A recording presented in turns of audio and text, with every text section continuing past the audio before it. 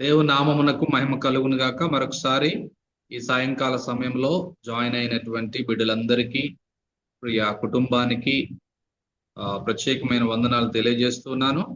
ఈరోజు మరలా తిరిగి మనము ఈ బైబిల్ క్లాస్ లో మనందరం కూడా కలుసుకోవడానికి దేవుడు చూపిన కృప కొరకై దేవాది దేవునికి మహిమ చెల్లిస్తూ, ప్రత్యేకంగా ఈరోజు మరలా మనము దేవుని సన్నిధిలో book of Acts first Bible study ఈరోజు మనం ఉంటా ఉన్నాం. సో స్క్రీన్ వస్తుంది కదా బ్రదర్ జాషువా?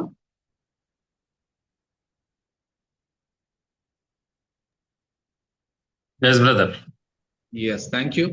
సో మనం ఆలస్యం చేయకుండా ఒక 40 మినిట్స్ త్వరగా 30 to 40 మినిట్స్ ఈరోజు అపోస్తల కార్యగ్రంథము బైబిల్ స్టడీ 1 లో అన్ ద బుక్ ఆఫ్ యాక్ట్స్ లో మనము చాప్టర్ 1 and 2 మనము స్టడీ చేయబోతున్నాం. ఈ 2 అధ్యాయాలలో నుండి నేను మీకు 5 టాపిక్స్ నేను మీకు కవర్ చేయాలని ఈరోజు సిద్ధపడి మీ ముందుకు రావడానికి దేవుడు కృప చూపాడు. కనుక అందరూ కూడా మరి శ్రద్ధగా దేవుని యొక్క ఆత్మ నడిపింపు ద్వారా మనందరం వినడానికి ప్రయత్నం చేద్దాం. సో బుక్ ఆఫ్ యాక్ట్స్ అపోస్తల కార్యగ్రంథం మొదటి 2 అధ్యాయాల యొక్క టైటిల్ ఏంటి అని అంటే the beginning of the church. సంఘం యొక్క ఆరంభాన్ని గురించి మనం మొదటి 2 అధ్యాయాలు మనము స్టడీ చేయడానికి ఈరోజు సిద్ధపడి ఉన్నాం. కనుక జాగ్రత్తగా మనం ఈ విషయాలను గమనించినట్లయితే సంఘ ఆరంభాన్ని గురించి అపోస్తల కార్యగ్రంథం 1-2 అధ్యాయాలు మనకి వివరిస్తా ఉన్నాయి.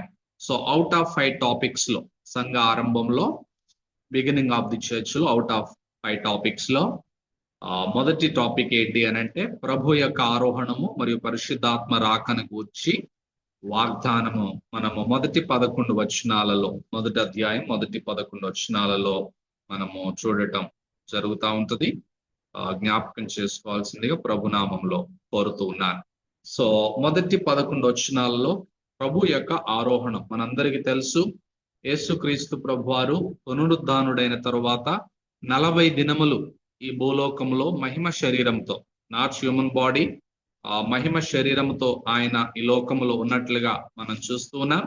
ఈ 40 దినాలలో ఆయన తన పునరుద్ధానపు దేహాన్ని శిష్యులకు ఇంతకు ముందు సహోదరులు చెప్పినట్లుగా అపోస్తల్లో ఉన్నటువంటి అవిశ్వాసాన్ని, భయాన్ని, ఆందోళనను తీసివేయడానికి ఈ 40 రోజుల యొక్క ప్రభు యొక్క పునరుద్ధానపు శరీరము, అంత మాత్రమే కాకుండా పరిశుద్ధాత్మ రాకను గూర్చిన వాగ్దానం మరొకసారి లాస్ట్ టైం యేసుక్రీస్తు ప్రభు వారు శిష్యులకి జ్ఞాపకం చేశాడు. మరికొద్ది దినములలో అనంటే 10 దినములలో మీరు పరిశుద్ధాత్మని పొందుకుంటారు, పరిశుద్ధాత్మ మీ మీదికి వస్తాడు అనేటటువంటి విషయాన్ని యేసుక్రీస్తు ప్రభు వారు ఈ మొదటి వచనాలలో 11 వచనాలలో జ్ఞాపకం చేయటం మనం చూస్తూ ఉంటాం. సో మొదటి టాపిక్ లో ఈ 2 విషయాలు, ప్రభు యొక్క ఆరోహణం, ascending of Jesus Christ and promise of the Holi Spirit అనే విషయాలని మనము ఒక 5-10 నిమిషాలు మనం ధ్యానం చేసుకుంటూ వెళ్దాం. ఎందుకంటే బుక్ ఆఫ్ యాక్ట్స్ అనేది ఇటు సువార్తలకు ఇటు పత్రికలకు ఒక ట్రాన్సిషన్ బుక్ లాంటిది, అంటే ఒక వారధి, ఒక బ్రిడ్జ్ లాంటిది అనే విషయాన్ని మనం మనసులో పెట్టుకొని స్టడీ చేయడానికి మనం ప్రయత్నం చేద్దాం. సో ఎందుకంటే సంఘ ఆరంభం అనేది అపోస్తల కార్యగ్రంథంలో జరిగింది. సో సువార్తలలో సంఘము ప్రారంభించబడుతుందని వాగ్దానం చేయబడింది. సో ఈ సంఘానికి ఫౌండరు, సార్వత్రిక సంఘానికి స్థాపకుడు యేసుక్రీస్తు ప్రభువారు. పరిశుద్ధాత్మ దేవుడు వచ్చిన దినాన సంఘము ప్రారంభించబడింది. కనుక అపోస్తలులు వారు ప్రభు యొక్క పనిని చేయడానికి వారుకున్నటువంటి పెద్ద పరిచర్యను, ఆ సువార్థీకరణ చేయడానికి వారు భయంలో, ఆందోళనలో ఉన్నారు. కనుక వారు వెయిట్ చేయాలి, ఇంకా 10 days వెయిట్ చేయాలి. ఈ ఆరోహణానికి, పరిశుద్ధాత్ముడు రావడానికి మధ్యలో 10 దినాల గ్యాప్ మనకి కనబడతా ఉంటది. ఆ 10 దినాలలో వీరు మేడగదిలో వారందరూ కూడా కనిపెట్టి ప్రార్థన చేయటం మనందరం చూస్తూ ఉంటాం. కనుక ఆ దినాన పరిశుద్ధాత్ముడు ఈ భూలోకానికి రావటం యొక్క వాగ్దానము నెరవేర్పుని మనము ప్రాముఖ్యంగా ఈ యొక్క మొదటి 11 వచనాలలో మనందరం కూడా జ్ఞాపకం చేసుకుంటూ ఉంటాం. ఎందుకంటే వారు విశ్వాసంలో బలహీనులుగా ఉన్నారు, వారు అయోమయంలో ఉన్నారు, వారు గందరగోళంలో ఉన్నారు, వారు ఏమీ అర్థం కానటువంటి స్థితిలో ఏమవుతుంది ఏంటి అనేటటువంటి గలిబిలిలో వారు ఉన్నారు. అలాంటి గందరగోళాన్ని తీసివేయడానికి మీరు కనిపెట్టాలి. యెరూషలేము నుండి వెళ్ళక మీరు వేచి ఉండాలని ప్రభు పరిశుద్ధాత్మని గురించినటువంటి వాగ్దానం కూడా తెలియచేయడం మనందరం చూస్తాం. ముందుగా ప్రభు యొక్క ఆరోహణము మనకి ఒలీవల కొండ మీద నుండి జరిగినట్లుగా మనం చూస్తూ ఉంటాం. 40 దినాల తర్వాత శిష్యులు చూస్తూ ఉంటుండగా యేసు ప్రభు వారు ఆయన వారి కళ్ళ ముందే ఆయన ఆరోహణమైనట్లుగా మరి మనందరం కూడా గమనించాల్సిన వారమై ఉంటున్నాం.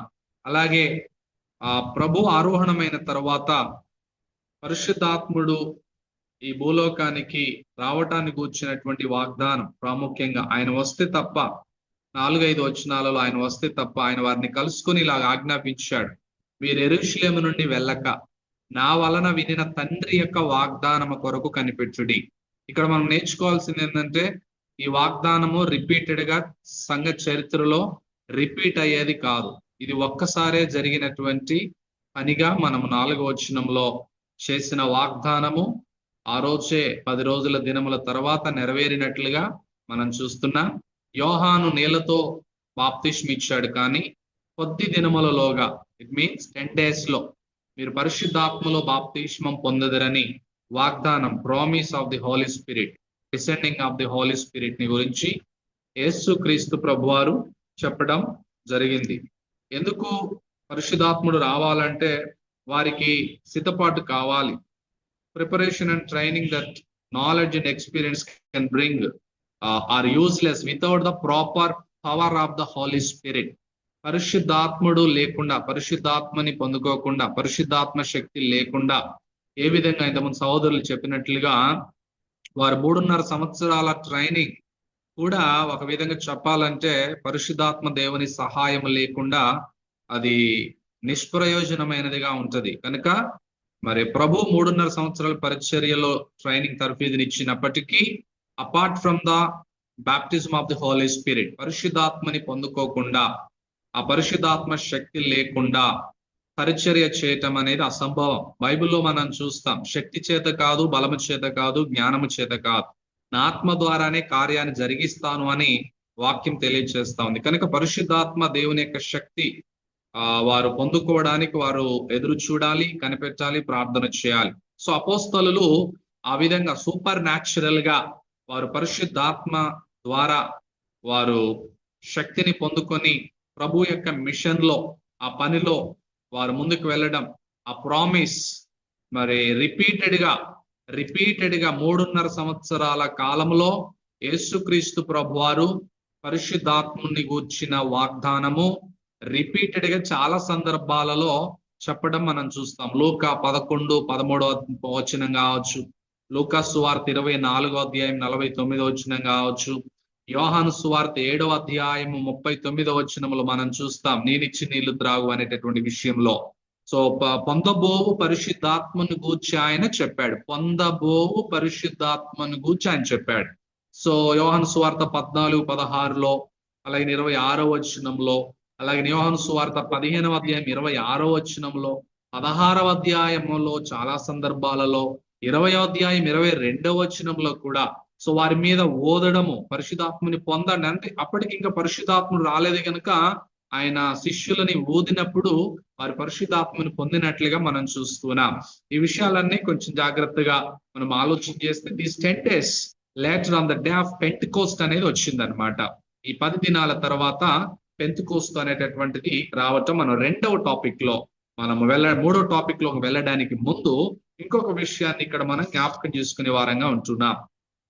1వ అధ్యాయం 12 నుండి 26వ వచనం వరకు ప్రాముఖ్యంగా ఇక్కడ వీరు ప్రాముఖ్యంగా ఒక క్రొత్త అపోస్తలుని ఎన్నుకోవడాన్ని గురించి మనం చూస్తాం. ఎందుకంటే 12వ అపోస్తలుడైనటువంటి ఇస్కరియోతు యూదా అపవాది, సాతాను అని అనేక సందర్భాలలో యేసు ప్రభువారు స్వయాన చెప్పడం జరిగింది. సో ఈ అపోస్తలులలో ఇస్కరియోతు యూద అపవాది, సాతానుడు అనే విషయాన్ని మనం జ్ఞాపకం చేసుకుంటున్నప్పుడు అతనికి రక్షణ లేదు గనుక అతడు రక్షించబడలేదు. అయినప్పటికీ ప్రభుతో తిరిగాడు, ప్రభుతో పరిచర్యలు ఉన్నాడు, అద్భుతాలు చేశాడు. ఆయన శరీరం రక్త మాంసములు అనగా రొట్టె ద్రాక్షరసములు పాలు పొందాడు. అయినప్పటికీ అతని యొక్క హృదయం మారని హృదయముగా, ధనాపేక్ష కలిగినటువంటి వాడిగా, ప్రభువు నమ్మినటువంటి అపోస్తులని యొక్క స్థానాన్ని భర్తీ చేయడానికి వీరి 10 days లో ప్రార్థన మేడగదిలోకి వెళ్ళి వీరు కనిపెట్టి ఏక మనస్సుతో ప్రార్థన చేయటం మాత్రమే కాకుండా ఈ 11 మంది అపోస్తలులు అలాగే మొత్తం 120 మంది వారు ఆ మేడగదిలో ఉండి యేసును పట్టుకొని వారికి త్రోవ చూపిన యోధాని గూర్చి పరిశుద్ధాత్మ దేవుడు ముందుగానే దావీదు ద్వారా పూర్వము పాత నిబంధనలోనే ఇస్కరియోతు యూదా యొక్క మరణాన్ని గూర్చి, అతడు చనిపోవడాన్ని గూర్చి, ప్రభువుని అప్పగించడాన్ని గూర్చి లేఖనాలు ఘోషిస్తూ ఉన్నాయి గనుక ఆ విధంగా వాగ్దానం యొక్క నెరవేర్పు ప్రాముఖ్యంగా ఇస్కరియోతు యూదా యొక్క మరి జీవితాన్ని, అతని యొక్క ప్రభువుని ఏ విధంగా పట్టించి, ప్రభువుని ఏ విధంగా పట్టుకొని త్రోవ చూపి మరి చనిపోతాడనే విషయాలన్నీ కూడా లేఖన నెరవేర్పు కొరకు ఇస్కరియోతు యూదా మరి ఏ విధంగా పాత్ర పోషించాడో మనం చూస్తా ఉంటాం. సో ఆ విధంగా అతడు వారిలో ఆ 11 మందిలో ఇస్కరియోతు యూదా కూడా ఒకడిగా ఉండి ఎంచబడిన వాడై ఈ పరిచర్యలో పాలు పొందాడు. Even though he was not saved, అతడు రక్షించబడనప్పటికీ, రక్షణ లేనప్పటికీ అతడు పరిచర్యలో పాలు పొందాడన్న విషయాన్ని మనం కీలకంగా మనం ఇక్కడ నేర్చుకునే వారంగా ఉంటున్నాం. సో అలాంటి అపోస్తలుని యొక్క అంటే ఇస్కరియోతు యూదా యొక్క జీవితాన్ని గురించి మనము జ్ఞాపకం చేసుకోవాలి. ఏ విధంగా సూసైడ్ చేసుకుంటాడో, ఏ విధంగా సూసైడ్ చేసుకున్నటువంటి అపోస్తలుడు మరి ఏ విధంగా ఇస్కరియోతు యూదా ఉంటూ ఉన్నాడో మనం చూస్తా ఉంటాం. సో అలాంటి స్థానంలో ఈ సంగతి యెరూషలేములో కాపురం ఉన్న వారందరికీ తెలియవచ్చింది ఇస్కరియోతు యూదా చనిపోయిన సంగతి. అతడు తలక్రిందులుగా పడి నడిమికి బ్రద్దలైనందున అతని పేగులు బయటికి వచ్చాయని బైబిల్ గ్రంథం తెలియజేస్తా ఉంది. కనుక అతడు చనిపోయినటువంటి ఆ స్థలం, అలాగనే అతడు అమ్మినటువంటి, ప్రాముఖ్యంగా ప్రభువు నమ్మి 30 వెండి నాణములకు ఏ విధంగా ఆ డబ్బులతో వారు ఏ విధంగా ఒక పొలాన్ని కొంటారో, ఆ పొలం ఆ భాష దానికి ఏంటంటే అకెల్దమ అనబడుతుంది. అది రక్త భూమి. ప్రభువుని అమ్మి ఆ విధమైనటువంటి రక్త భూమితో ఆ భూమిని కొన్నట్లుగా మనం చూస్తా ఉన్నాం. సో దాని గురించి కూడా కీర్తన గ్రంథంలో రాయబడింది. సో కాబట్టి యోహాను బాప్తిసం ఇచ్చింది మొదలుకొని ఈ యొక్క ఇస్కరియోతు యూదా ప్రభు యొక్క పరిచర్యలో పరమునకు చేర్చుకొనబడినటువంటి దినం వరకు, అంటే ఆల్మోస్ట్ చనిపోయే వరకు, యేసు ప్రభు వారి శిలువ మరణం వరకు వారి మధ్యలో 3.5 సంవత్సరాలు ఇస్కరియోతు యూదా కూడా సంచరించాడు. ఆ కాలమంతా మనతో కలిసి ఉన్న మరి పరిస్థితిలో ఒక ఇద్దరు అడిషనల్ గా బాప్తిస్మిచ్ యోహాను దగ్గర నుండి యేసుక్రీస్తు ప్రభువారు ఆరోహణమై తిరిగి వెళ్ళే వరకు వీరితో కలిసి మనం ఒకవేళ చెప్పొచ్చు 70 మంది శిష్యులు, ఇంకా చాలా మంది ఉంటా ఉన్నారు. అందులో ఇద్దరిని ఎన్నుకున్నారు.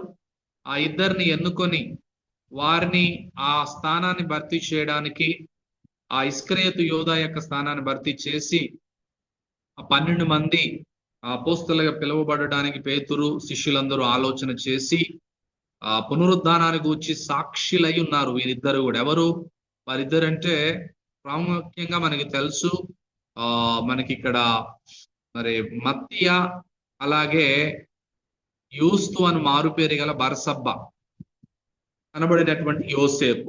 సో వీరిద్దరిని వారు నిలవబెట్టి ప్రార్థన చేసి, అందరి హృదయములు నెరిగిన ప్రభువా అని ప్రార్థన చేసి, తన చోటికి పోటుకు యూదా తప్పిపోయి పోగొట్టుకుని నీ పరిచర్యలో అపోస్తలత్వాన్ని పాలు పొందడానికి వీరిద్దరిలో నువ్వు ఏర్పరచుకొని వారిని కనపరచువా అని అడిగినప్పుడు వారు చీట్లు వేశారు.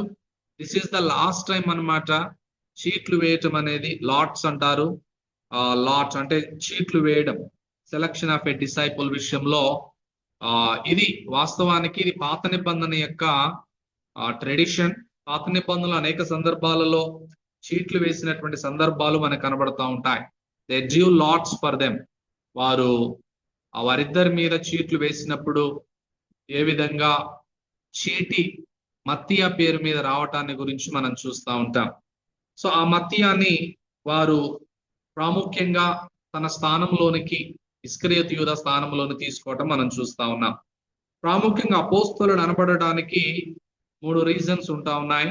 ఒక అపోస్తలుడు అనబడడానికి 3 రీజన్స్. ఒకటి ఏంటంటే అతడు అపోస్తలులతో కలిసి, యేసు ప్రభుతో కలిసి జీవించిన వాడై, తిరిగిన వాడై ఉండాలి. అలాగనే రెండవ రిక్వైర్మెంట్ అపోస్తలునికి ఉండాల్సింది ఏంటంటే అతడు యేసు ప్రభు యొక్క పునరుద్ధానాన్ని, భౌతిక పునరుద్ధానాన్ని చూసిన వాడై ఉండాలి. మూడవ ప్రాముఖ్యమైనటువంటి రిక్వైర్మెంట్ ఏంటి అని అంటే యేసు ప్రభు వారి ద్వారా స్వయంగా ఆయనే ఎన్నుకొనబడిన వాడై ఉండాలి. ప్రభువే సొంతంగా ఎన్నుకోవాలి. కానీ ఇక్కడ జరిగినటువంటి విషయం ఏంటంటే వీరు చీట్లు వేసి ప్రార్థన చేస్తారు.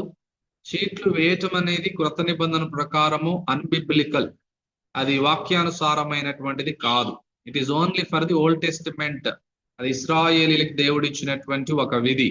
క్రొత్త నిబంధన పరిచర్య ప్రకారము చీట్లు వేయటం అనేటటువంటిది వాక్యానుసారము కాదు. ఇక్కడ కూడా అది కొంత భక్తులు చెప్తా ఉంటారు, అది సందిగ్ధమైనటువంటి పరిస్థితి. ఆ 12వ స్థానం, ఎందుకంటే పరలోక రాజ్యములో 12 పునాదులు, 12 గుమ్మాలు, 12 మందికి మాత్రమే స్థానం అక్కడ ఉంటా ఉంది కనుక ఆ స్థానాన్ని భర్తీ చేసినటువంటి వాడు అపోస్తలుడైనటువంటి పౌలు గారు. సౌలుని దేవుడు పౌలుగా మార్చుకొని ఆ స్థానాన్ని ప్రభువే భర్తీ చేసుకున్నాడు. దాని కొరకు కూడా వీరు వెయిట్ చేయాల్సి ఉండే. దాని కొరకు కూడా వీరు వెయిట్ చేయాల్సి ఉండే. ఏ విధంగా పరిశుద్ధాత్మ కొరకు వెయిట్ చేయమని చెప్పాడో, వీరు అపోస్తలుల యొక్క స్థానాన్ని భర్తీ చేయడానికి వీరు ఆ రోజు మరి చీట్లు వేయటం మనం చూస్తా ఉన్నాం. సో ఏది ఏమైనప్పటికీ ఆ యొక్క స్థానాన్ని వారు మానవ పద్ధతిలో వారు భర్తీ చేశారు. కానీ డివైన్ ప్లాన్ లో దేవుడు ఆ స్థానాన్ని అపోస్తలుడైనటువంటి పౌలుకి దేవుడు తన సమయంలో ఆ స్థానాన్ని, మత్తీయ వాజ్ నాట్ మిస్టేకెన్, మత్తీయాని ఎన్నుకోవటం తప్పేమి కాదు. కానీ మానవ రీతిగా the lord could have answered their prayers by telling them to wait. దేవుడు ఏం చెప్పాడంటే మీరు ఎదురు చూడాలి. ఇది ఆనాటి కాలంలో ఆరంభ సంఘంలో దేవుడు చెప్పినటువంటి వారికి మాత్రమే వర్తిస్తుంది. పరిశుద్ధాత్ముని కొరకు ఎదురు చూడడం, అలాగే ఇంక్లూడింగ్ అపోస్తలుని కొరకు కూడా వారు ఎదురు చూడాల్సినటువంటి అవసరత వారికి ఉన్నది. కనుక added Paul to the ranks of the 12.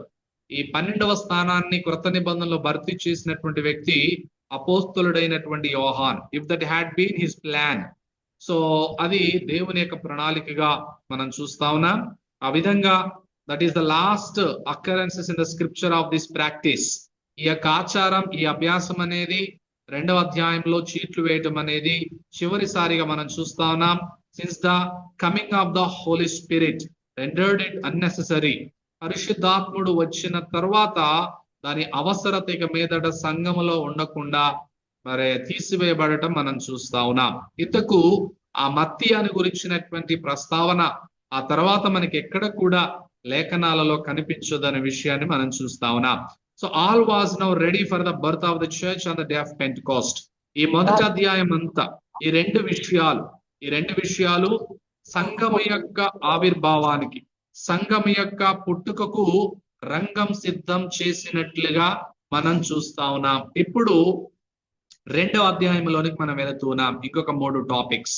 ఈ 2వ అధ్యాయము సంఘ చరిత్రలో చాలా చాలా కీలకమైన అధ్యాయం.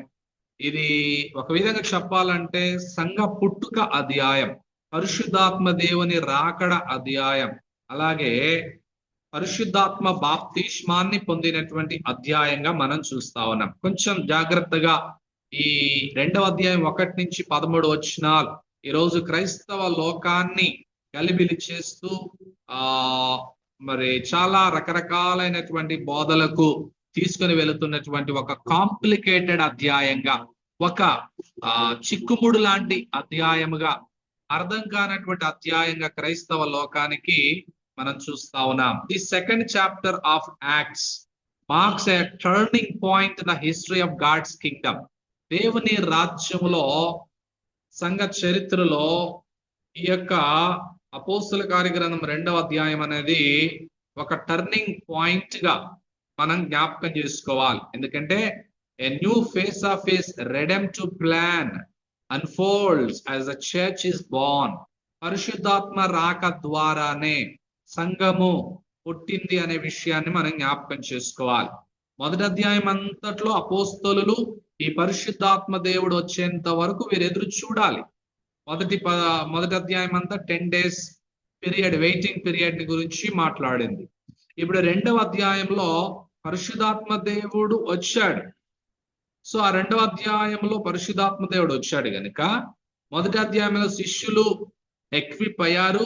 2వ అధ్యాయంలో శిష్యులు పరిశుద్ధాత్మ ద్వారా శక్తి పొందుకున్నారు. So equipment in first chapter and empowerment in second chapter. So ఆ విధంగా they are held back. Chapter 2 they are sent fourth.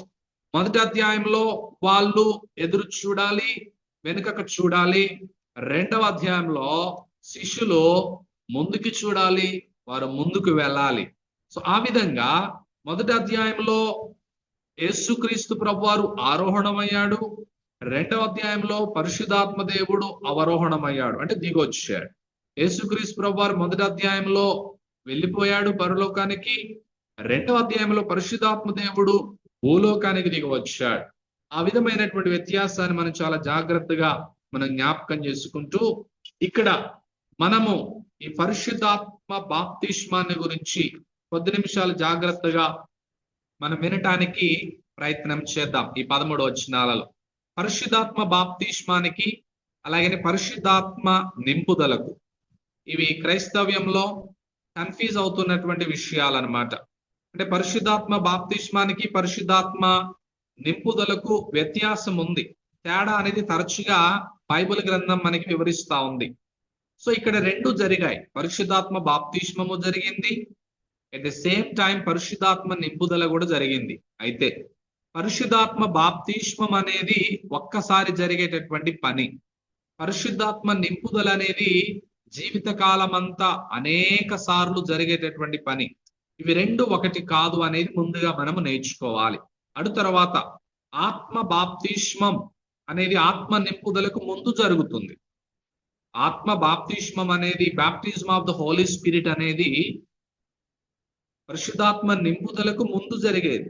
అంతేకాకుండా పరిశుద్ధాత్మలోనే పరిశుద్ధాత్మ నింపుదల కూడా ఉన్నది అనే విషయాన్ని మనము జ్ఞాపకం చేసుకోవాలి. సో అపోస్తలులు 1:5 యేసు ప్రభువారు చెప్పాడు, పెంతెకోస్తు దినాన రాబోయే బాప్తిస్మాన్ని గురించి యేసు ప్రభువారు చెప్పాడు. This is the talking about the baptism of the Holi spirit.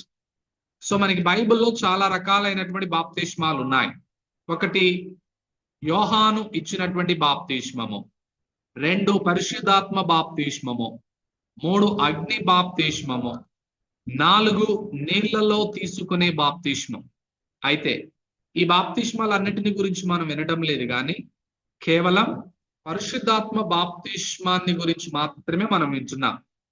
దీని గురించి యేసు ప్రభువారు 1వ అధ్యాయం 5వ వచనంలో చెప్పాడు, యోహాను నీళ్లతో బాప్తిస్మం ఇచ్చాడు గాని కొద్ది దినములలోగా, అంటే మన భాషలో 10 దినములలో మీరు పరిశుద్ధాత్మలో బాప్తిస్మం పొందుతారని యేసు ప్రభువారు చెప్పాడు. చెప్పినటువంటి ఆ వాగ్దానము 2వ అధ్యాయం 4వ వచనంలో నెరవేరింది. జాగ్రత్తగా మీరు గమనిస్తే 2వ అధ్యాయం 4వ వచనంలో దాని నెరవేర్పును తెలియచేస్తా ఉంది. అందరూ పరిశుద్ధాత్మతో నిండిన వారై ఆత్మ వారికి వాక్శక్తి అనుగ్రహించిన కొలది అన్య భాషలలో మాట్లాడసాగిరి అనేది మనం చూస్తూ ఉన్నాం. అయితే ఇక్కడ బాప్తిస్మముతో పాటు వారి ఆత్మ నింపుదల కూడా వారు పొందుకొని ఉన్నారు. పెంతెకోస్తు దినాన జరిగింది ఆత్మ బాప్తిస్మము. ఈ బాప్తిస్మము ద్వారా యేసుక్రీస్తు సంఘము ఆవిర్భవించింది. By this baptism of the Holy Spirit, the church was born on the day of Pentecost. Pentecost దినాన ఈ ఆత్మ బాప్తిస్మం ద్వారా 120 మందితో సంఘము ప్రారంభించబడింది. ఇది ఈ రోజు 2025 సంవత్సరాలలో ఉన్నటువంటి క్రైస్తవ్యానికి ఏ విధంగా అప్లై అవుతుందో కూడా నేను మీకు జ్ఞాపకం చేయాలని ఆశపడుతున్నాను. 1 కొరింథీ 12:13 మీరు ఒకవేళ నోట్ చేసుకున్నట్లయితే 1 కొరింథీ 12వ అధ్యాయము 13వ వచనంలో పౌలు గారు చెప్పాడు దీని గురించి.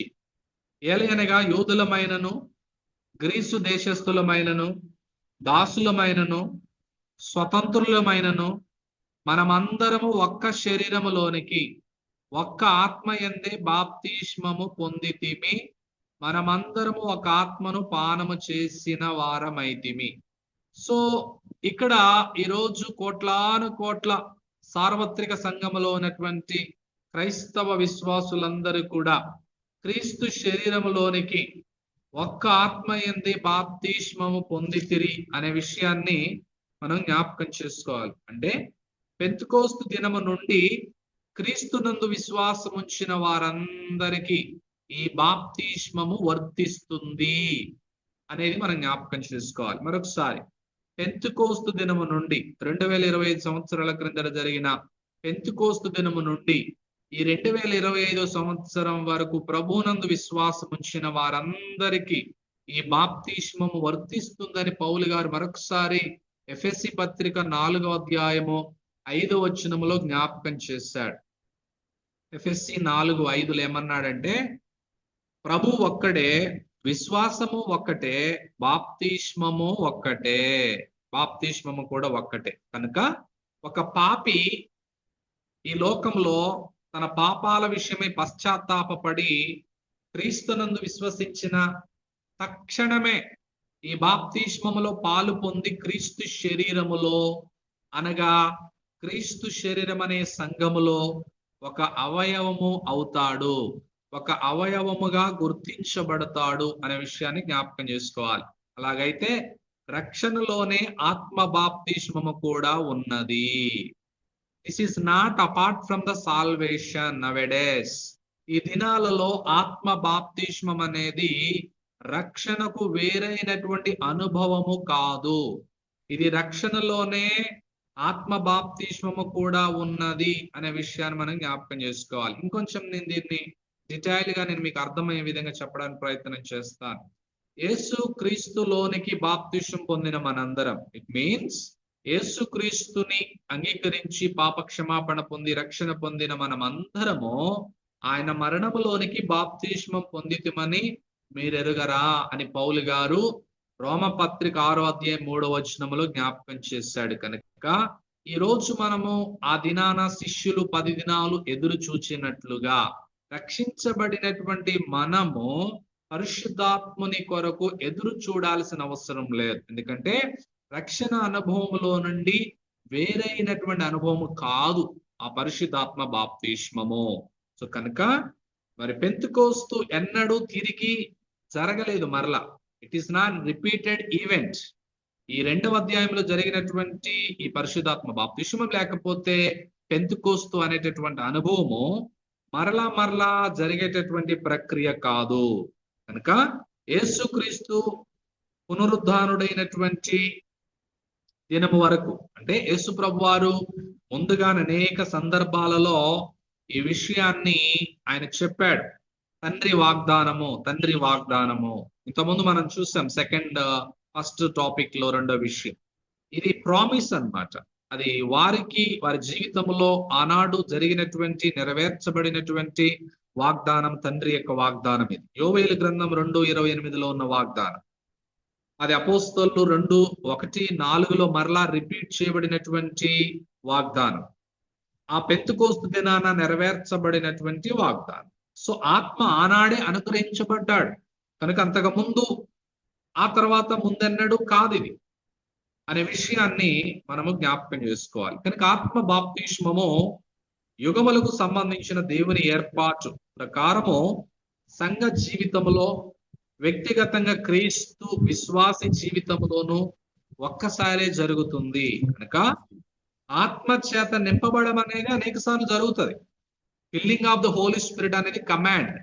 అది ఈరోజు ఎఫెసీ పత్రికలో 5వ అధ్యాయంలో ఆత్మపూర్ణులై ఉండండి అనేది ఫిల్లింగ్ అనేది అనేక సందర్భాల్లో జరగాలి. కానీ ఆత్మ బాప్తిస్మము రక్షణలో జరిగినటువంటి ఒకే ఒక ప్రక్రియ కనుక శిష్యులు పెంతెకోస్తు దినాన తప్ప మరెన్నడూ ఆత్మ బాప్తిసం పొందలేదు అనే విషయాన్ని మనం గుర్తుపెట్టుకోవాలి. అంతే కాకుండా అపోస్తుల కార్యగ్రంథంలో వారు అనేక సార్లు ఆత్మచేత నింపబడ్డారు. చాలా సందర్భాల్లో ఆత్మచేత నింపబడినటువంటి అనుభవము 2:4 అపోస్తలులు పెంతెకోస్తు దినాన నింపబడ్డారు. తర్వాత 4:8 పేతురు పరిశుద్ధాత్మతో నింపబడ్డాడు. 4:31 యెరూషలేములో సంఘములు కూడి వచ్చిన వారందరూ ఆత్మచేత నింపబడ్డారు. 6వ అధ్యాయంలో పరిచారకులు స్టెఫెను వీరందరూ కూడా ఆత్మచేత నింపబడ్డారు. 7:55 అపోస్తలుల కార్యములో నేను మీకు ఇంతకుముందు చెప్పాను ఇంట్రడక్షన్ లో, acts teachers much about the Holi spirit అని. ఈ అపోస్తల కార్యగ్రంథం పరిశుద్ధాత్మని గురించి మరి ఎక్కువగా బోధించే అద్భుతమైన పుస్తకం. ఇందులో నింపటము, పరిశుద్ధాత్ముడు నింపుతాడు అనేక సందర్భాలలో. అపోస్తల కార్యగ్రంథంలో చాలా సందర్భాలు నింపిన అనుభవం మనకు కనబడుతుంది తప్ప పరిశుద్ధాత్మ బాప్తిస్మం పొందుకోవటం అనేటటువంటి అనుభవం ఓన్లీ 2nd చాప్టర్ లో మనకి కనబడుతుంది. అలాగే స్టెఫెను ఆత్మచేత నింపబడడం, పౌలు గారు ఆత్మచేత నింపబడడం, బర్నబా ఆత్మచేత నింపబడడం, అంతియోక్యలో శిష్యులందరూ 13:52 ఆత్మచేత నింపబడడం, ఇది రిపీటెడ్ గా జరిగినటువంటి కార్యంగా మనం చూస్తున్నాం. కనుక క్రైస్తవ అనుభవంలో ఆత్మ బాప్తిస్మము అత్యవసరం, ప్రాథమికము కూడా. అంతేకాకుండా మనం తిరిగి జన్మించామని గాని ప్రభువుకు చెందిన వారమని గాని చెప్పుకోలేము ఒకవేళ ఆత్మ బాప్తిస్మం లేకపోతే. అంటే ఒకవేళ ఆత్మ బాప్తిస్మం కొరకు ఎదురు చూస్తూ ఉన్నట్లయితే వారు ఇంకా రక్షణ లేని వారిగా పరిగణించబడడం జరిగింది బైబిల్ గ్రంథంలో. కనుక తీతు 3:5 పునర్జన్మ సంబంధమైన స్నానము అనే దాంతో పోల్చబడింది ఆత్మ బాప్తిస్మం. సో రోమా 8:9 కూడా ఎవరైనాను క్రీస్తు ఆత్మ లేనివాడు వాడు వాడు కాడు అని కూడా, ఆత్మ చేత మీరు దేవుని ఆత్మ మీలో నివసించి ఉన్న ఎడల మీరు ఆత్మ స్వభావం గలవారే గాని శరీర స్వభావం గలవారు కారు. ఎవడైనా క్రీస్తు ఆత్మ లేని వాడైతే వాడు కాడు అని బైబిల్ గ్రంథం మనకి తెలియజేస్తా ఉంది. కనుక పరిశుద్ధాత్మ బాప్తిస్మము, పరిశుద్ధాత్మ ఒక వ్యక్తిలో నివసించడమే అనే విషయాన్ని మనం జ్ఞాపకం చేసుకోవాలి. ఇది స్థిర నివాసానికి జ్ఞాపకం. అలాగే పరిశుద్ధాత్మ బాప్తిస్మానికి ముద్ర కూడా ఉన్నది. మనకి ఎఫెసీ 1:13 పరిశుద్ధాత్మ బాప్తిస్మానికి ముద్ర ఉన్నది. పరిశుద్ధాత్మ బాప్తిస్మానికి అభిషేకం కూడా ఉన్నది. ఇవన్నీ కూడా 1 యోహాను 2:27 కూడా మనం చాలా జాగ్రత్తగా గమనించినట్లయితే ఈ పరిశుద్ధాత్మ శాస్త్రం అనేది వాస్తవానికి కొంచెం కాంప్లికేటెడ్ గా చాలా సున్నితమైనటువంటి ఒక సబ్జెక్ట్.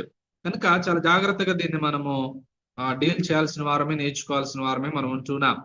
పరిశుద్ధాత్మ బాప్తిస్మం అనగా రక్షణలో ఈ ఒక భాగముగా మనం చూస్తున్నాం, మరి ఒక ముద్రగా మనం చూస్తున్నాం, అభిషేకంగా మనం చూస్తున్నాం. 2:27 1 యోహానులో ఆయన వలన మీరు పొందిన అభిషేకము మీన్స్ ఆత్మ బాప్తిస్మము మీన్స్ పరిశుద్ధాత్మని పొందుకోవడం మీలో నిలుచుచున్నది గనుక కనుక అనేకమైన అర్థాలు ఉంటా ఉన్నాయి. కనుక బాప్తిస్మము లేకుండా నింపుదల లేదు, పరిశుద్ధాత్మని పొందుకోకుండా నింపుదల అనేటటువంటిది లేదు. తూకిగా చెప్పాలంటే ఆత్మ బాప్తిస్మము రక్షణ కొరకే. Baptism of the Holy Spirit is for the salvation. ఆత్మ నింపుదల క్రైస్తవ జీవితం కొరకు. Filling of the Holy Spirit is for the practice and life of the Christian life కొరకు. అలాగే సువార్త సేవ కొరకు కూడా. అదిన వారు బాప్తిస్మమే కాదు నింపుదల కూడా పొంది ఉన్నారని మనం చూస్తున్నాం. కనుక యేసుక్రీస్తునందలి ప్రతి విశ్వాసి పరిశుద్ధాత్మను పొందాడు. యేసునందు విశ్వాసం ఉంచినప్పుడే ఆత్మను కూడా పొందాడు. కనుక ఆత్మను పొందడం అంటే ఆత్మ బాప్తిస్మమే. ఆత్మను పొందడం అంటే ఆత్మ బాప్తిస్మమే. సో ఆ విధంగా 2వ అధ్యాయం తర్వాత ఇక ఎక్కడ కూడా విశ్వాసులను ఆత్మ కొరకు ఎదురు చూడమని, ఆత్మలో బాప్తిస్మం పొందమని గాని హెచ్చరికలు, ఆజ్ఞలు మనకి ఎక్కడా కనిపించవు. సో ఆ విధంగా మనం జ్ఞాపకం చేసుకుంటూ పరిశుద్ధాత్మ కొరకు కనిపెట్టడము అంటే ఎదురు చూడడం అనేది ఆలోచన పెంతెకోస్తు దినానికి పూర్వపు ఆలోచన. మరొకసారి జ్ఞాపకం చేస్తున్నాను. పరిశుద్ధాత్మ కొరకు కనిపెట్టడము, ఎదురు చూడడము, ఆ వాగ్దానం నెరవేర్పుని పొందుకోవటం అనేది పెంతెకోస్తు అంటే అపోస్తల కార్యగ్రంథము 2వ అధ్యాయానికి ముందు దినాలకు పూర్వపు ఆలోచన అనే విషయాన్ని మనం జ్ఞాపకం చేసుకోవాలి. సో అది శిష్యులనే కనిపెట్టమని చెప్పడం జరిగింది, కానీ మనలను కాదు. కనిపెట్టవలసిన స్థలము కూడా యెరూషలేమే తప్ప ప్రపంచము కాదు అనే విషయాన్ని జ్ఞాపకం చేసుకోవాలి. లాస్ట్ అండ్ ఫైనల్ కన్క్లూషన్ ఏంటంటే, ఒక వ్యక్తి రక్షించబడిన తర్వాత కలిగే ఆత్మానుభవము, ఆత్మ నింపుదలనే గాని ఆత్మ పొందడము కాదు. ఆత్మ బాప్తిస్మము గాని ఆత్మని కాదు. ఆత్మ నింపుదల అనేటటువంటి విషయాన్ని మనము మరి ఇప్పటిదాకా ఆత్మ బాప్తిస్మముతో పాటు నేర్చుకోవటం జరిగింది. హోప్ సో మీరందరూ కూడా ఈ ఆత్మ బాప్తిస్మాన్ని గురించి మీరు మరి ఆలకించారని, విన్నారు అని నేను మీ అందరికీ కూడా జ్ఞాపకం చేస్తున్నాను. సో ఆ విధంగా ఎవిడెన్సెస్ ఆ రోజు కూడా వారు ఆత్మ బాప్తిస్మాన్ని పొందుకోవడంలో వారు ఏ విధంగా వారు అద్భుతమైనటువంటి విధానంలో వారు పరిశుద్ధాత్మని పొందుకున్న తర్వాత దాని యొక్క ఉద్దేశాన్ని అవన్నీ కూడా మనం వినటం జరిగింది. కనుక while there is no command in the scripture to be baptized with the spirit, మనకి ఎక్కడ కూడా మరలా ఆత్మ బాప్తిస్మము కొరకు ఎదురు చూడాలని ఎక్కడ లేదు, కానీ believers are commanded to be filled with the Holi spirit. ఎఫ్ఎస్సి 5:18 ప్రకారం ఇది మనం చాలా జాగ్రత్తగా జ్ఞాపకం చేసుకోవాలి. And tongues spoken on the day of pentecost were known languages. పెంతెకోస్తు దినాన వారు మాట్లాడినటువంటి భాషలు లిరిక్, మానవులు మాట్లాడేటటువంటి భాషలు. ద టర్మ్ గ్లోసా అని గ్రీక్ లో ఉంటుంది, which means the word for languages on this earth. భూమి మీద ఉన్నటువంటి భాషలు. Context allows for no other interpretation. ఆ సందర్భం మనకి వేరే ఏ విధమైనటువంటి వ్యాకరణాన్ని, వ్యాఖ్యానాన్ని మనకి ఇవ్వడం లేదు. So purpose of speaking in tongues, భాషలు మాట్లాడుట యొక్క ఉద్దేశం. 1 కొరింథీ 14 మనము జ్ఞాపకం చేసుకుంటే, they were to be sign to unbelieving Israel. ఇశ్రాయేలీలు ఎవరైతే ప్రభువుని నమ్మడం లేదో వారికి సూచనగా ఇవ్వబడింది యొక్క భాషలు. అవి అవిశ్వాసుల కొరకు, అవిశ్వాసులకు సూచనగా దేవుడు ఆ యొక్క మరి ఆ దినాన వారు మాట్లాడినటువంటి ఆ భాషలను గురించి మనం చూస్తున్నాం. బిబ్లికల్ గిఫ్ట్ ఆఫ్ లాంగ్వేజెస్ మనం జ్ఞాపకం చేసుకుంటున్నాం. It was a miraculous gift అంటారు దీన్ని. ఇది చాలా అద్భుతమైనటువంటి వరం. And age of miracles ended with the passing of the అపోజల్స్. ఈ అద్భుతమైనటువంటి వరం అనేది అపోస్తులతో ఆ పుట్టుకతో ప్రారంభించబడి అక్కడ మరి కన్క్లూడ్ అయినట్లుగా మనం చూస్తా ఉన్నాం. So contrary too much teaching today, ఈరోజు దీని గురించినటువంటి గందరగోళమైనటువంటి టీచింగ్స్ జరుగుతూ ఉన్నాయి. సో కనుక purpose of the gift of languages అంటే భాషలు మాట్లాడటం అనేది was not the edification of the believers. విశ్వాసుల సంఘ క్షేమం కొరకు బాప్తిస్మాలు ఈ యొక్క భాషలు మాట్లాడటము ఇవ్వబడలేదు. ఇది కేవలం అవిశ్వాసుల యొక్క రక్షణ కొరకు సూచనగా ఇవ్వబడింది.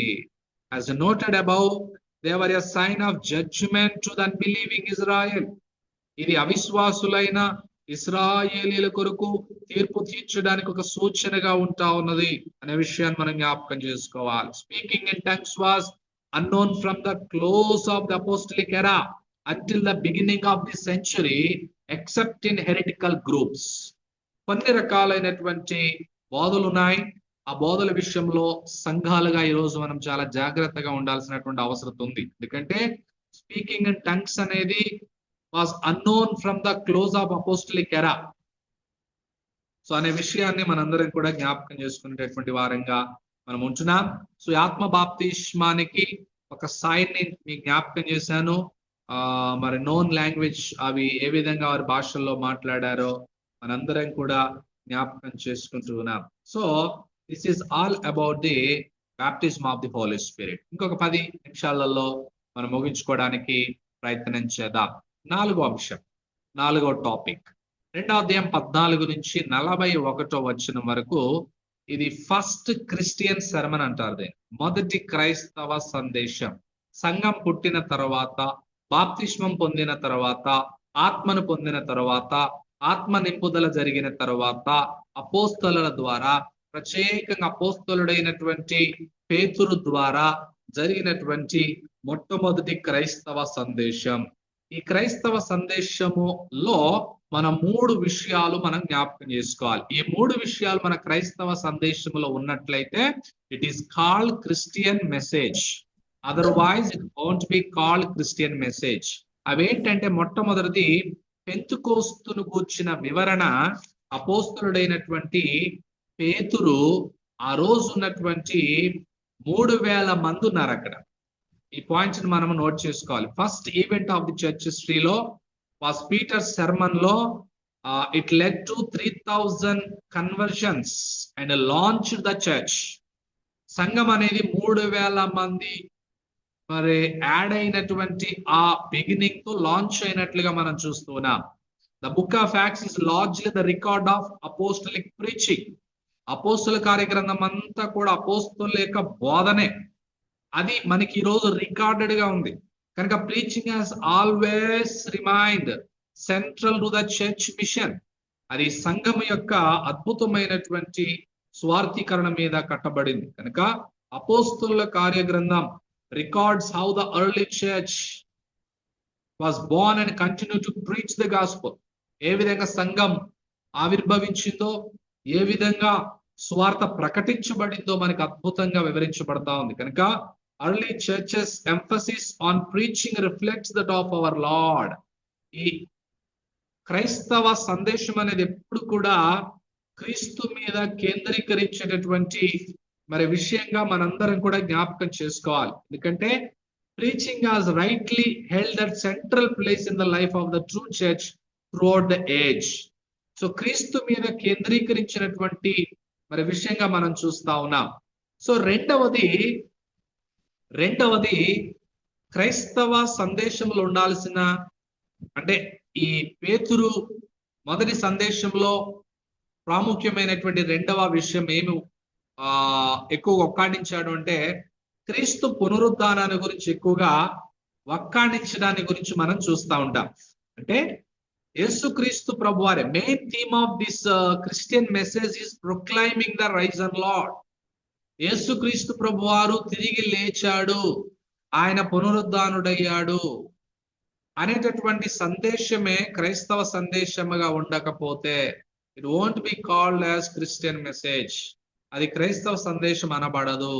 సో పేతురు 22వ వచనం నుండి 36వ వచనం వరకు మొదటిది క్రీస్తు మీద కేంద్రీకరిస్తే, రెండవ అంశము థీమ్ ఏంటంటే ప్రొక్లైమింగ్ ద రైజన్ లార్డ్. పునరుద్ధానుడైనటువంటి క్రీస్తు మీద పేతురు భక్తుడు మరి కేంద్రీకరించాడు. అంటే పేతురు యేసుక్రీస్తు ప్రభు వారి యొక్క జీవితము, ఆయన మరణము, ఆయన పునరుద్ధానము, అలాగే ఆయన ఆరోహణము అనేటటువంటి విషయాల మీద కేంద్రీకరించాడు. అతి ప్రాముఖ్యంగా ఈ focuses on primarily on the resurrection of Christ. మీరు గమనించినట్లయితే 3, 15, 5, 30, 10, 40, 13, 30, 33, 40, 34, 37 వచనాలన్నీ కూడా యేసుక్రీస్తు ప్రభు వారి యొక్క పునరుద్ధానం మీద కేంద్రీకరించినట్లుగా మనం చూస్తా ఉన్నాం. Resurrection of Jesus Christ. Resurrection of Jesus Christ was not only the central theme of apostolic preaching. అది అపోస్తలుల యొక్క ప్రీచింగ్ యొక్క థీమ్ మాత్రమే కాదు. It preaches a preaching but also is without question the climax of redemptive history. ఇది మానవ జాతిని రక్షించుట యొక్క సందేశమై ఉంటా ఉంది కనుక it is a resurrection that becomes the main theme of Peter's sermon.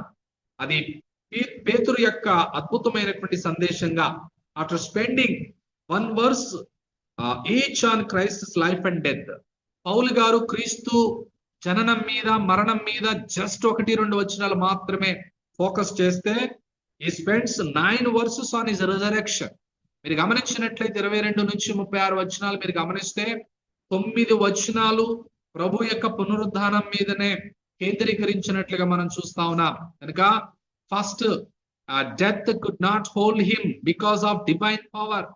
మరణం ఆయన బంధించి ఉండుట అసాధ్యం అని చెప్పిన తర్వాత death could not hold him because of his divine promise.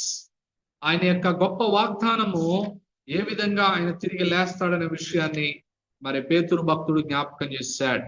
So మొదటి క్రైస్తవ సందేశంలో మూడవ ప్రాముఖ్యమైన విషయం ఏంటి అని అంటే, వీరు 3,000 మంది వీరు విన్న తర్వాత వీరేం చేస్తారంటే వేడుకుంటారు.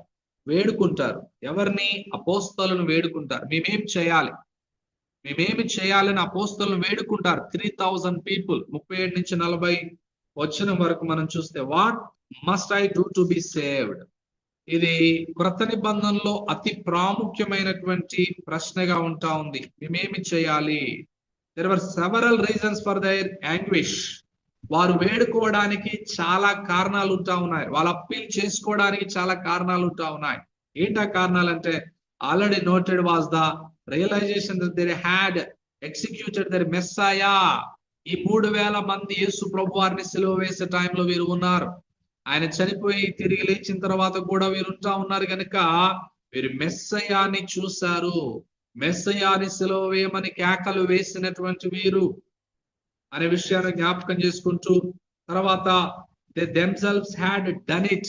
వాళ్ళే యేసయ్యని చంపినటువంటి వారిగా ఉన్నారు కనుక పరిశుద్ధాత్ముడు వచ్చి ఆ పేతురుని బలోపేతం చేసి డీప్ సెన్స్ ఆఫ్ గిల్ట్ ని వారిలో కలిగించడం, వారిలో ఒక తీవ్రమైనటువంటి ఆలోచన తీసుకురావడం, పొడవబడటం.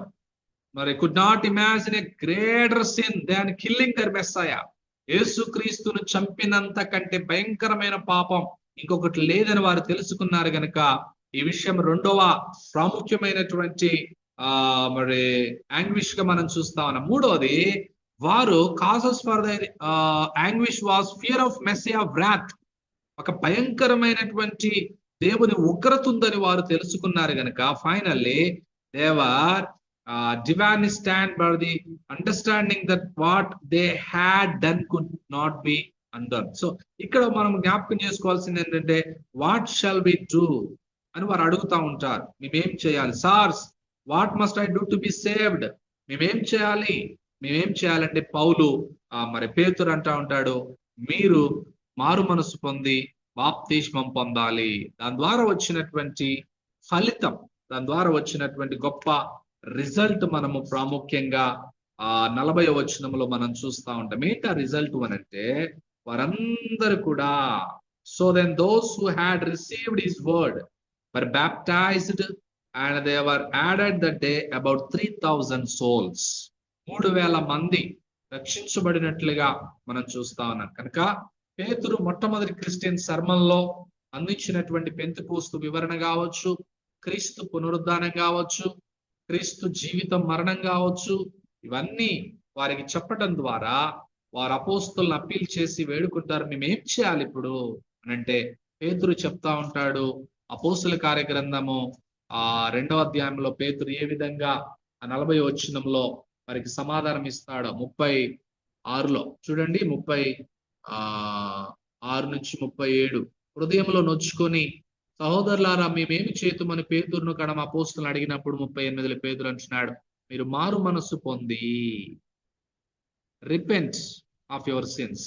మీరు మారు మనసు పొంది పాప క్షమాపణ నిమిత్తము ప్రతివాడు యేసుక్రీస్తు నామమున బాప్తిస్మం పొందండి, అప్పుడు మీరు పరిశుద్ధాత్మను వరాన్ని పొందుదురు అని చెప్పినప్పుడు ఆ వాగ్దానాన్ని వారి జీవితాలలో వారు పొందుకొని 40వ వచనంలో మరి ఆ దినాన వారు 3,000 మంది వారు రక్షణ పొందినట్లుగా, చేర్చబడినట్లుగా మనందరం కూడా జ్ఞాపకం చేసుకుంటున్నాం. ఇది 4వ టాపిక్.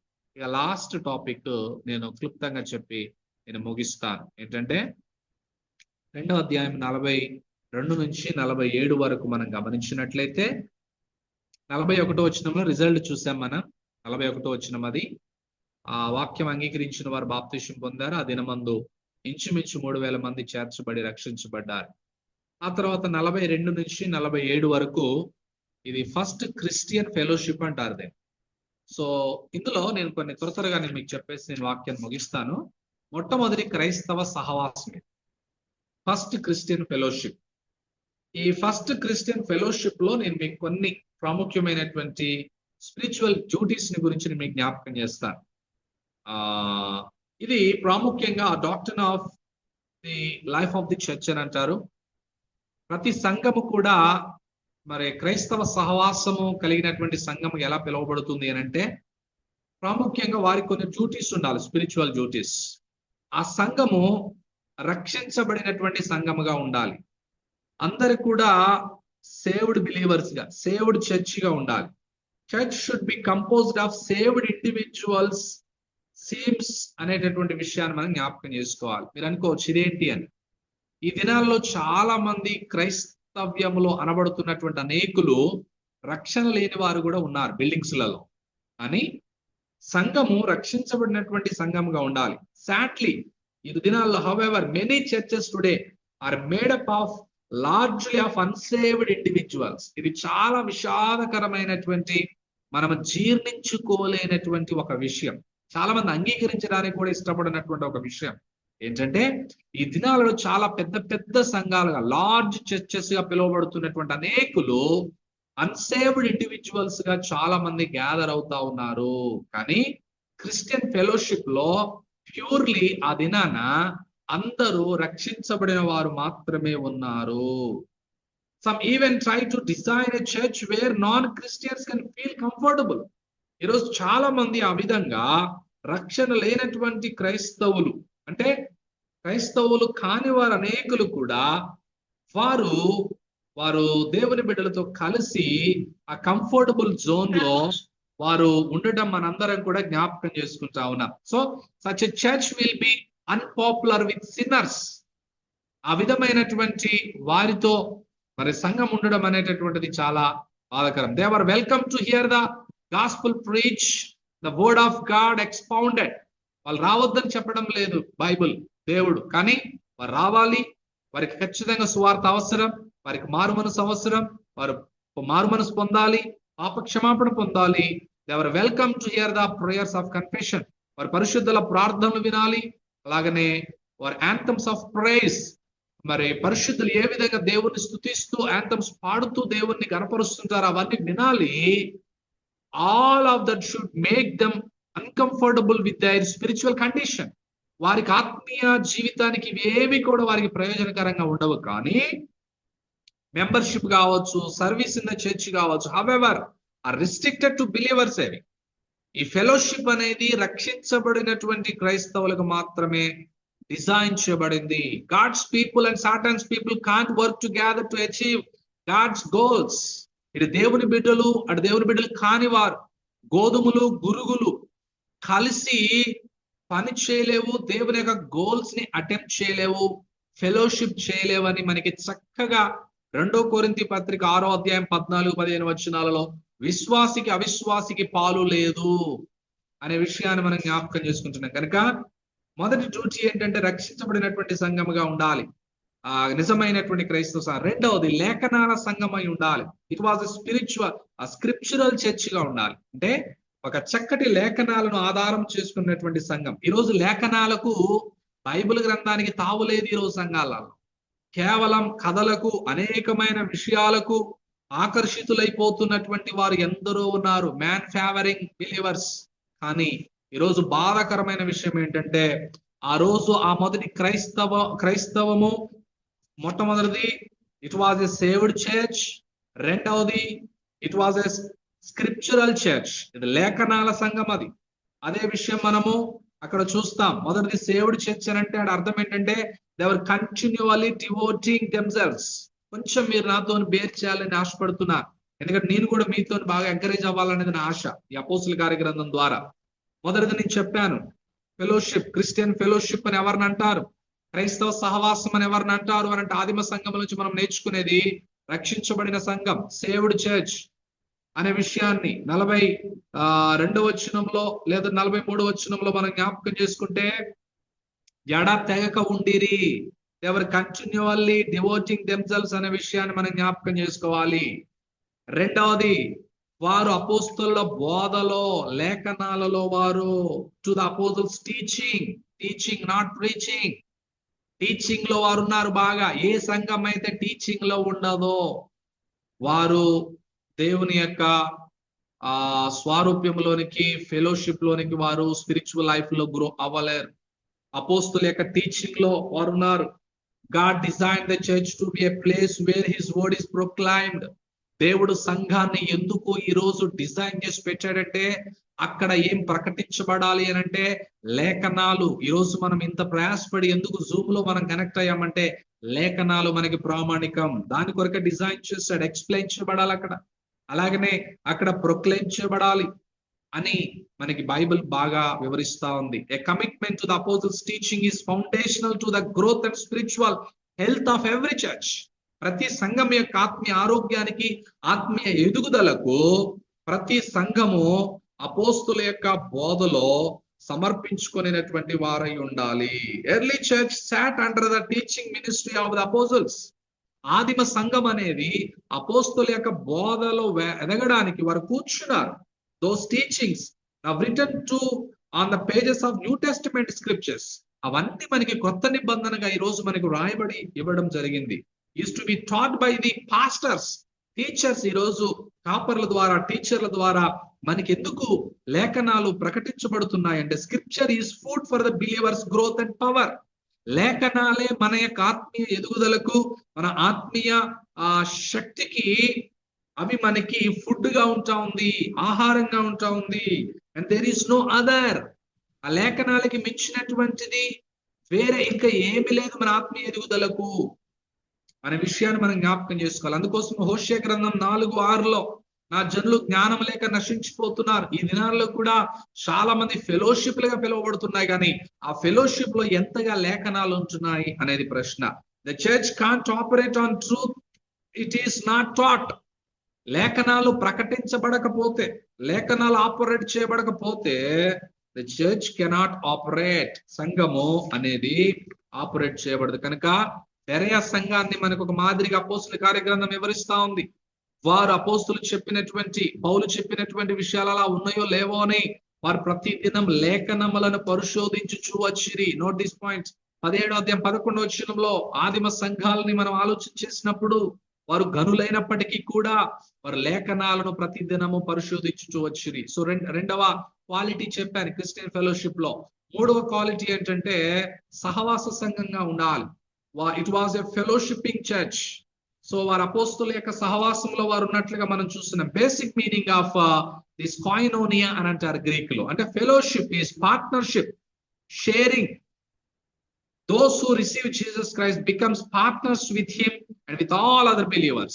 యేసు క్రీస్తుని అంగీకరించిన తర్వాత ప్రతి ఒక్క విశ్వాసి మరొక విశ్వాసితో పార్ట్నర్స్ అనే విషయాన్ని మనకి సహవాసంగా వివరిస్తా ఉంది తప్ప జస్ట్ కూడుకోవడానికి గురించి మాత్రమే కాదు. విత్ ఆల్ అదర్ బిలీవర్స్, విశ్వాసులందరితో కూడుకోవటమే.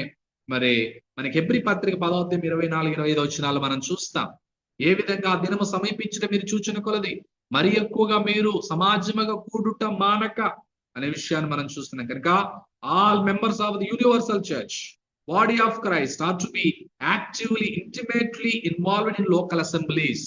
వారు లోకల్ స్థానిక సంఘాలుగా, ఇప్పుడు అక్కడ ఏ విధంగా బేతెల్ సహవాసం కావచ్చు, ఇక్కడ ఈ సహవాసం కావచ్చు, ప్రపంచంలో ఉన్న ప్రతి లోకల్ అసెంబ్లీస్ లో ఖచ్చితంగా ప్రతి ఒక్కరు అబైండ్ అయి ఉండాలి అనేటటువంటి విషయాన్ని సహవాసంగా మనకి వివరిస్తా ఉంది. 4వ లక్షణం క్రిస్టియన్ ఫెలోషిప్.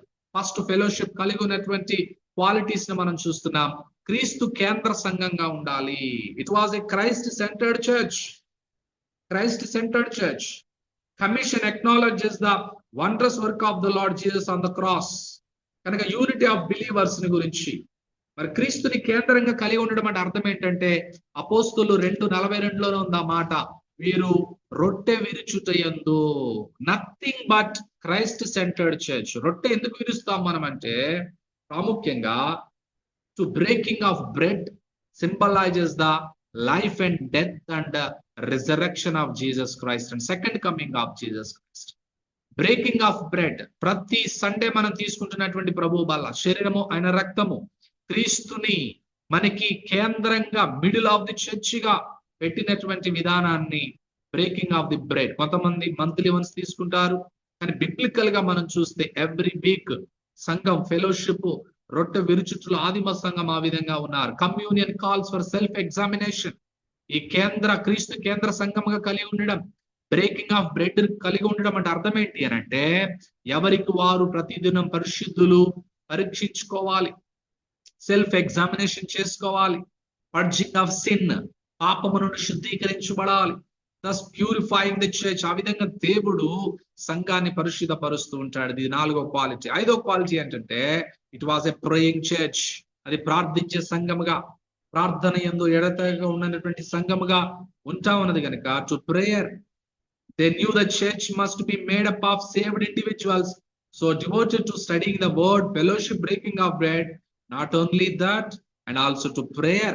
వారు ప్రార్థన చేసేటటువంటి సంఘముగా వారు ఉంటా ఉన్నారు. వారు కలిసి కూడి వచ్చి ప్రార్థన చేసేవారిగా, విసుగక ప్రార్థన చేసేవారిగా, ప్రార్థన యందు పట్టుదల కలిగిన వారిగా, వారు ఆసక్తి విషయంలో, ప్రార్థన చేసే విషయంలో వారు ఉన్నట్లుగా మనం చూస్తా ఉన్నాం.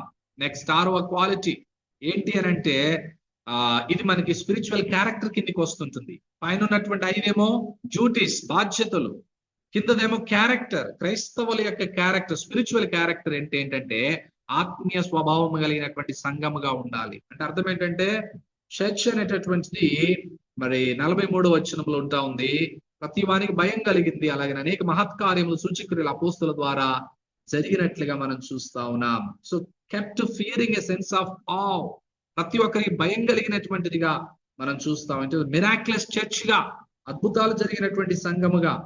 ఏంటి అద్భుతము?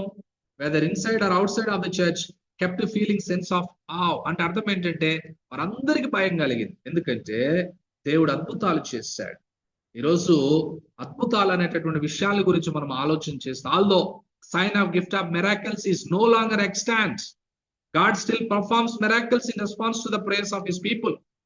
విశ్వాసులు ప్రార్థన చేసే దేవుడు అద్భుతాలు ఖచ్చితంగా చేస్తాడు. They are not however public signs like those in the apostolic era, but greatest of all miracles God performs today is the transformation of rebellious sinners into his beloved children. గొప్ప అద్భుతం అపోస్తుల కార్యగ్రంథంలో మనకి జరిగింది ఏంటి అని అంటే, అనేక వేల మంది ప్రభువుని విశ్వసించి మారు మనసు పొందడం, or becoming like his sons, వారి బిడ్డలుగా, దేవుని బిడ్డలుగా మారడం. Such miracles occurred in the life of the church that committed to the fulfillment of his spiritual duties. ఇది సంఘం యొక్క ఆత్మీయ స్వభావం కలిగినటువంటి సంఘముగా ఉండాలని 43వ వచనం మనం జ్ఞాపకం చేస్తా ఉంది. లాస్ట్ పాయింట్ ఏంటంటే, ఆత్మీయ ప్రభావం కలిగినటువంటి సంఘం, ఆత్మీయ ప్రభావం కలిగినటువంటి సంఘంగా ఈ సంఘం ఉంటా ఉంది. స్పిరిచువల్ ఇంపాక్ట్ కలిగినటువంటి సంఘంగా. They are unattractive church అనమాట. They are not only powerful church, they not only spiritual character కలిగినటువంటి సంఘం మాత్రమే కాకుండా, they are also having spiritual impact.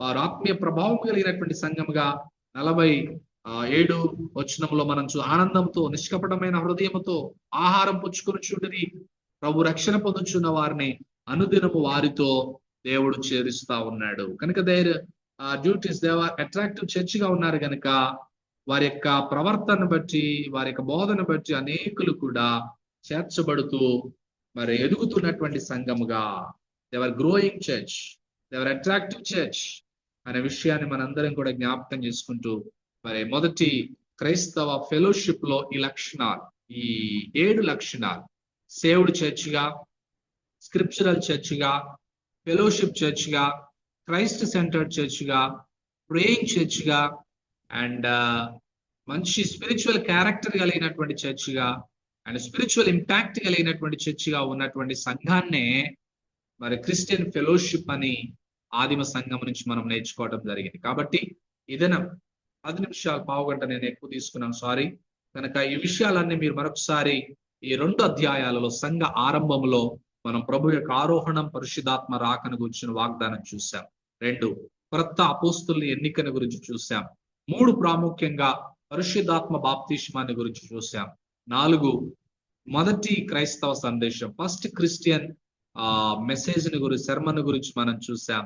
And next first Christian fellowship ని గురించి కూడా మనం చూసాం. మొదటి క్రైస్తవ సహవాసంలో ఈ లక్షణాలన్నీ కూడా మీరు నోట్ చేసుకొని, మీరు మరి మనందరం కూడా ఆ విధమైనటువంటి ఆదిమ సంఘము ఏ విధంగా మరి దేవుని సన్నిధిలో ముందుకు వెళ్ళి అద్భుతమైనటువంటి సంఘముగా ఎదిగిందో మనము కూడా సంఘాన్ని మోడల్గా కలిగి దేవుని కృపలో మనం ముందుకు వెళ్ళడానికి దేవుడు మనందరికీ ఈ వాక్యం విన్నటువంటి బిడ్డలందరికీ దేవుడు దయచేయను గాక. Over to brother Joshua. Thank you so much.